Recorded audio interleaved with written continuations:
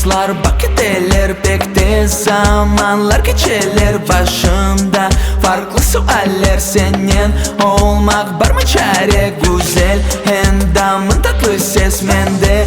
uyandırdın ades kalbimin ritmi pek yüksek onu tezce eşitsin herkes neye baksam aman benim ola içimde kanlarım pek kaynay duygulardan başım aylana kız sen ne yaptın bana öyle indi bezdim arama başkaları gerek mi tek sen bana göstereceksin nasıl ateş yana göster bana bunu oyunda bekleyeceğim seni ne kadar ben sevdim seni o kadar hareket et çıksa ortaya senin oyna yok dans.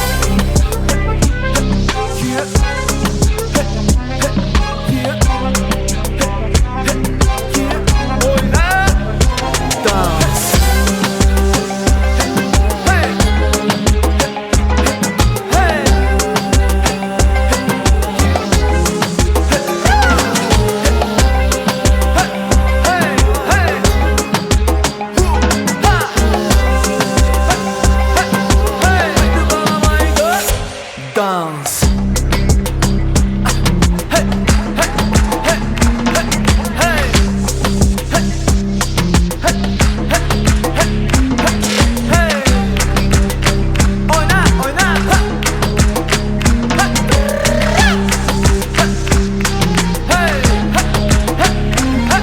Güzel kızlar vakitler başımda farklı sualler güzel endamın tatlı ses kalbimden ritmi pek yüksek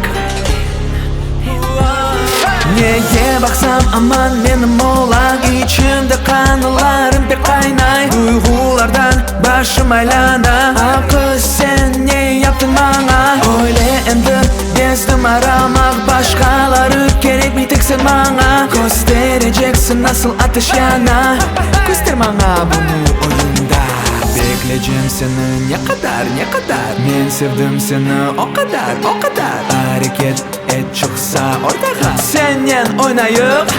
dans.